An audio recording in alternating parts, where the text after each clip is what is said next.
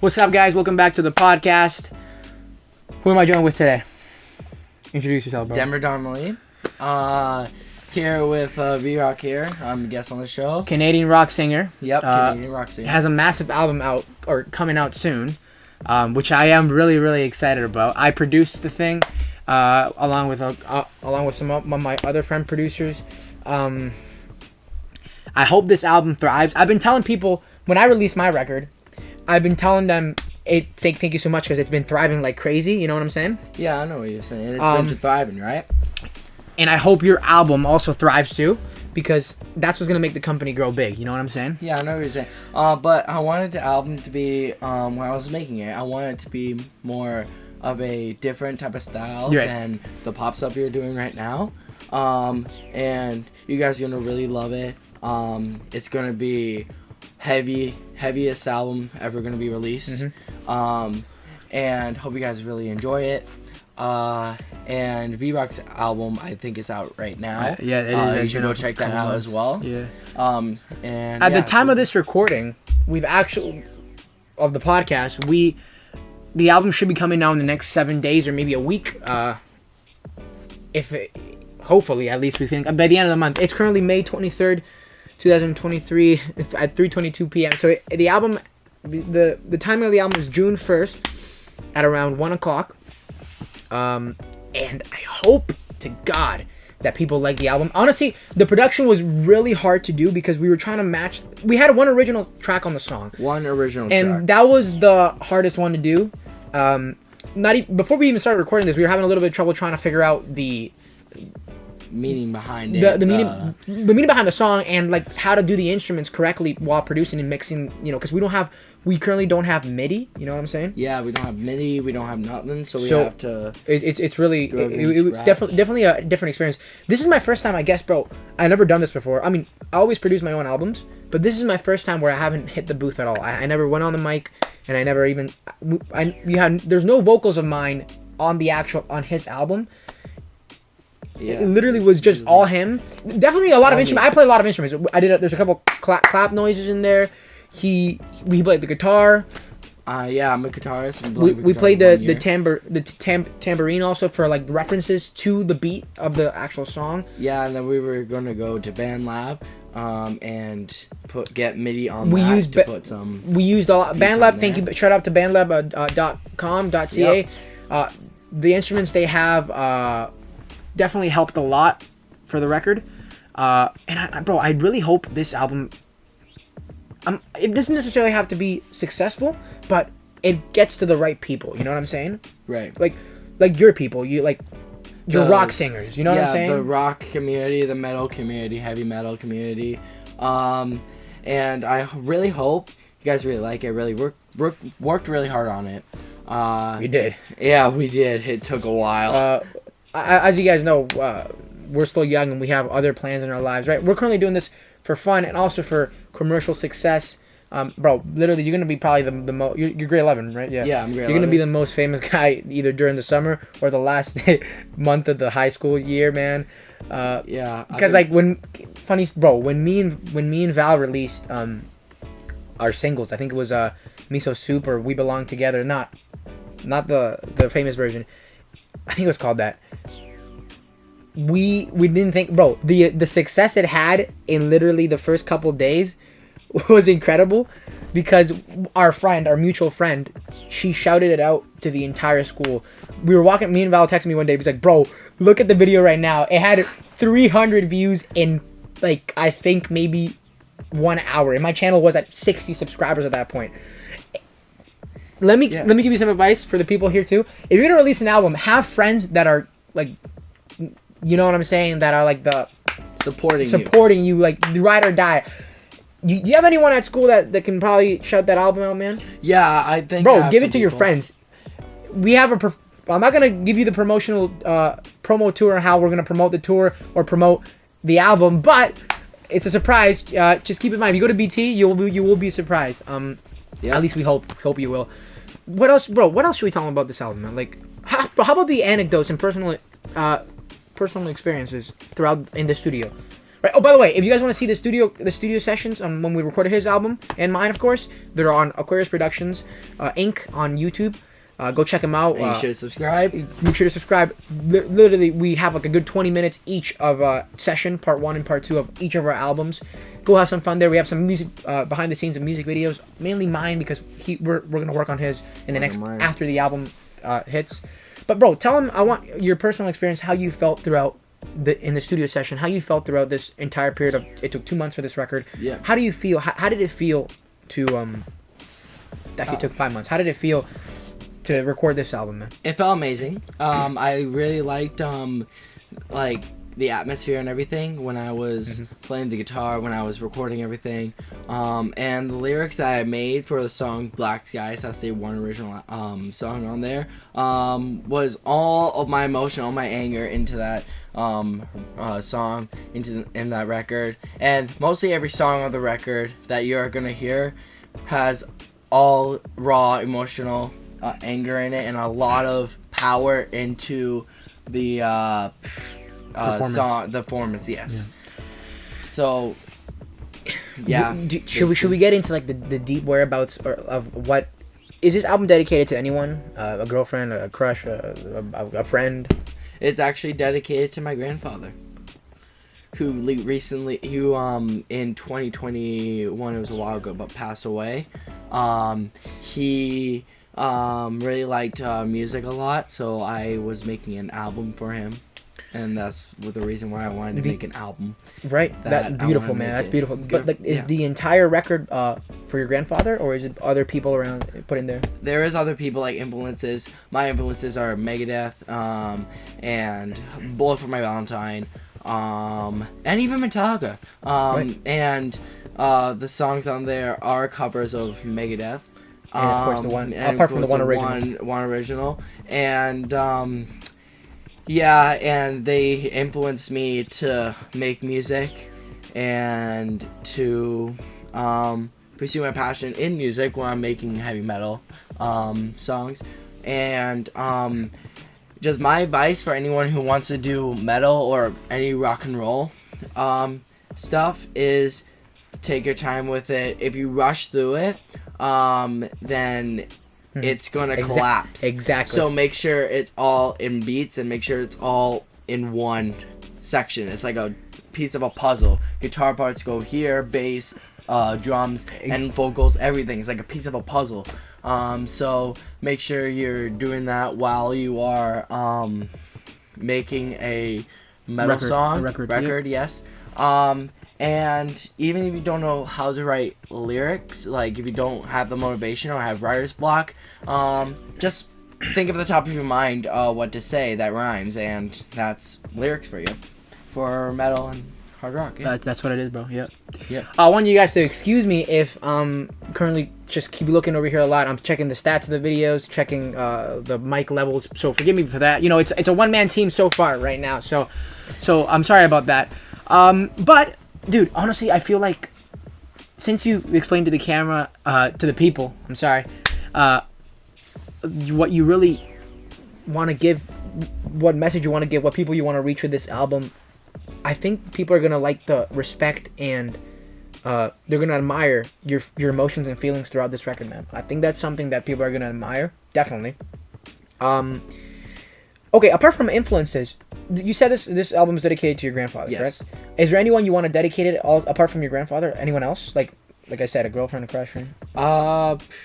Caroline, one of the songs on the record. Yeah. It's by a band called Black Veil Brides. You can check them out.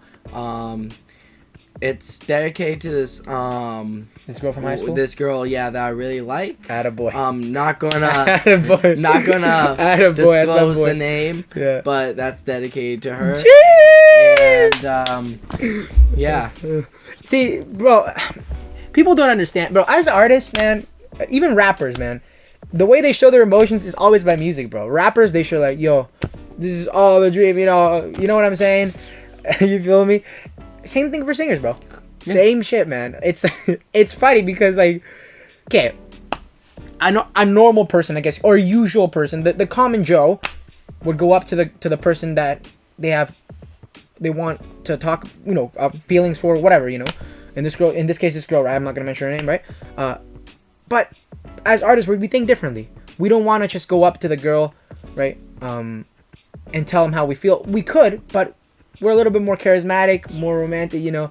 And obviously, you can't just do it to any girl. You know, if you gotta talk to her first, and then do something. But as artists, man, we're weird, bro. We like to go with the songs first. You know, we like to tell the stories of the song. You feel me? You know what I'm saying? Yeah. That's how it is. That's how it is, man. Yeah. Anything else you want to say about the album, dude? And Just to tell you guys, I hope you enjoy it. Go check it out when it releases in 2 months or whenever it comes out. The tour. That is super important, guys. That's super important. As an artist myself, I've never really gone on a full tour in Canada, as far as I remember. I've only gone in Germany with a couple of buddies of mine.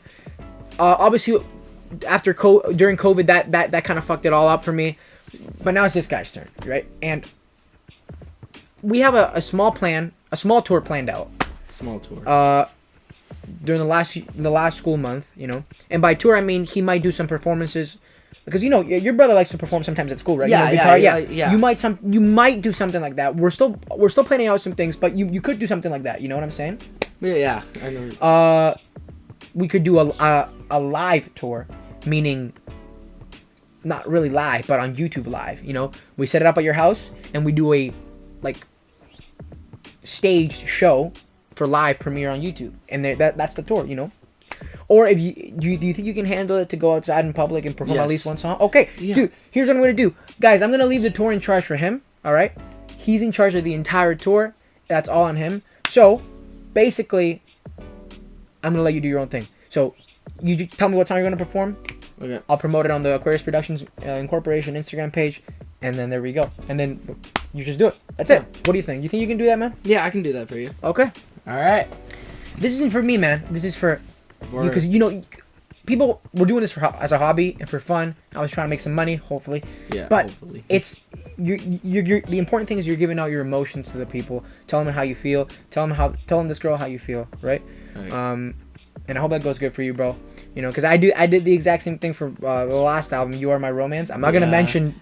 I'm not gonna say the name. I don't have the guts, bro. I pushed out, bro. I can't.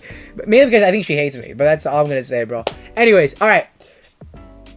Let's move on from the album, bro. Tell other people what you're really into apart from music, because I know they want to hear a lot about you, man. Because I told them I'm gonna have a guest on the show. So I'm a martial artist. Mm-hmm. I do karate at dojo. I'm actually wearing a sweater right now. UFMA, which is United Family Martial Arts. I am a red belt going for my black belt in martial arts. I do tournaments. I went to Ireland for World Championships. I went to multiple tournaments all across Canada. And if any of you watching really want to get some exercise, I highly recommend martial arts. It has respect in it. Will help discipline in your life, and to get fit too. And it's a little costly, but it's totally worth it. It's worth it. It's about I tell them all the time, and people love the clips when I do motivational clips, and I like that shit, bro. It's good. Yeah. Motivating yourself to become something worth something, Right. Look at yourself. Do you want to be always the fat kid, or do you want to be the chubby? You know what I'm saying? Like that. People have to look in the mirror and be like, "You're an awesome person. Personality's amazing, right? I'm a good person." Unless the person looking in the mirror is a bad person, right? Yeah. Fix yourself up. Come on, you don't want to be an asshole. But if you know that you're a good-hearted person, a nice person, but you don't like how you physically look, first of all, that doesn't matter. You have to love yourself. But if you want the attention, because trust me, man, it's nowadays people are cruel, right? It's really hard to find someone who will love you for the way you look. It's always. When someone checks you out or someone starts liking you, is because, first of all, it's always looks first. Always, dude. I don't care what people tell you. It's always looks. No girl or guy is going to look at you if you don't look, presentable, right? You wouldn't want to be with someone, you know what I'm saying? You might be the best person in the world, kind-hearted, but you don't look, you have to look your best. It's for a job interview, right? You could be a hard fucking working guy, you feel me? You can be, the guy who does everything in the job. But if you go for an interview, dressed like a fucking bum, you're gonna not get the job. You know what you feel me? You get what I'm saying? You're not gonna get the job. It's what so I like that work on yourself mentally, physically, and personality wise, and you will get to where you want to be. And I always say this on all my, recently, my past episodes, because it's true. It's the truth. I've done that myself. I used to be overweight. I used to be chubby. I used to be bad posturing and shit, you know? But then I fixed myself up, and bro, everything's changed for me. You feel me? And you're doing martial arts. Yeah. I'm assuming before you did that, your whole life changed after that. You know what I'm saying? It changed after all that. Yeah, go ahead. Sorry. I used to be lazy before martial arts. Back before when I did it. Was used to live in New Brunswick. Would play outside all the time. But then when I went to martial arts, when I moved here, it really helped my personality to really change for the better, and to have more respect and for people, and to help teach. Actually, I teach at my karate dojo, and we teach our kids to not really, what's the word I'm trying to go for? Disrespect people. Let's try to respect them, and we always have a motto to keep our thoughts positive, and to speak positive, and hear and see positive things, and not to hear, speak, or think negative things. Atta boy. That's so what it is. If you're struggling right now, think positively and speak positively, listen positively. You're teaching people how to deal with life in the future. Yeah, I feel that, bro. Yeah, I fuck with that. That's good. That's good, man. That's good. Yeah. Do you feel that it's necessary for people to in life, you know, as they growing up, or maybe if they're a full-grown adult, to know martial arts? Or let's start simple here, to know the discipline of martial arts for life? For life, if you're any age, yes, that's important.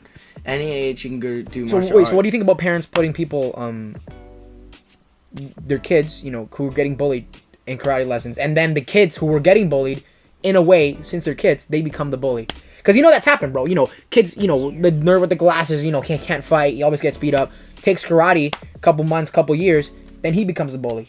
How do you feel? How do we prevent that, first of all? We prevent that by teaching them, hey, if someone's hitting you, you just the perfect self-defense that we learn is to run away from the situation. Don't be there in the situation. Exactly. And if it escalates, then yeah, you can do the self-defense you've learned in martial arts. But the problem with that is that you can't really break anything. That you can't break their arm. No, or anything no like permanent that. damage, or no fucked up damage. Yeah. Right. Like for example, someone throws a punch at you, throw him to the ground. You run away from that bro, situation. basically the answers in the actual word itself. Yes. Self-defense. You only use it for self-defense. You don't become a bully, right? Yeah. So I mean, but how does a kid understand that though? You know, as a kid, bro, I used to think Santa was real, man. There's some fucking fat guy coming down my chimney, like getting, you know, somehow fitting in my small little hole up there. That came out wrong. My bad. You know what I'm saying, bro? You know. So how do you teach kids that, man? How do you tell them how do you? Because, bro, trust me, I've been there. You know, I used to get picked on at school, and then I became the guy who picked on, but then I felt like an asshole. Obviously, I'm different now. But I've seen other people, my cousins, man, my little cousins, you know, fucking be getting picked on every day. And my aunt being obviously mad, you know, as a mom. But the dad being like, hey, Brenda, take it easy, okay? He's a kid. He's going to get picked on. He's fucking half your size, right? But then the kid becoming the bully. That's the problem.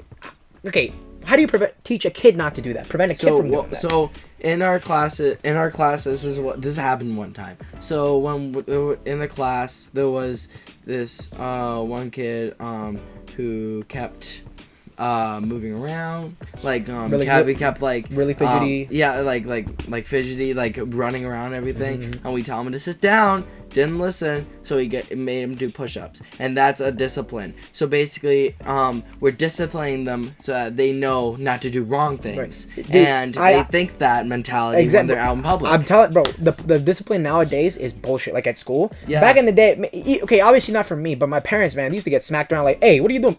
Smack in the head, pull it. You know what I'm saying? What are you doing? Like that's how. I get it. You know, you never want to do that now. Things are different now, but that's how people are raised back in the day, and there's some pretty good, hardworking, loving, caring, charismatic people out there who have been raised like that and don't have any problems in life. You know what I'm saying? And that's my personal point. Maybe people have different points of view. Obviously, they're gonna do it, you know. But whatever works for your kid or whatever works for you, whatever, right? You know, it's whatever works for your self-image. Yeah, man. You know Steven Seagal, man? No, I actually do not. The martial artist who like literally Hollywood hates. There's a name. Right. Heard the big name. martial arts guy, Heard right? the name. This guy became a star, back in the 90s, making his movies, right? And he was a good fighter, but he became too religious, too sacrilegious or whatever, that he even signed a contract with Warner that he won't hurt anyone in the movies anymore unless the script calls upon necessary. So one of the agents of Warner Brothers was like, "You're an action star, Steven. You kill people, you break necks. You know what I'm saying? You're supposed to do that.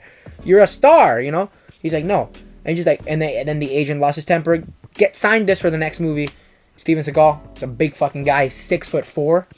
He's like, "What are you talking about? You know, he's half Italian, half Asian, half Native American, and half Latino." Starts acting out, beats the agent up. Holy fuck, fucks him up.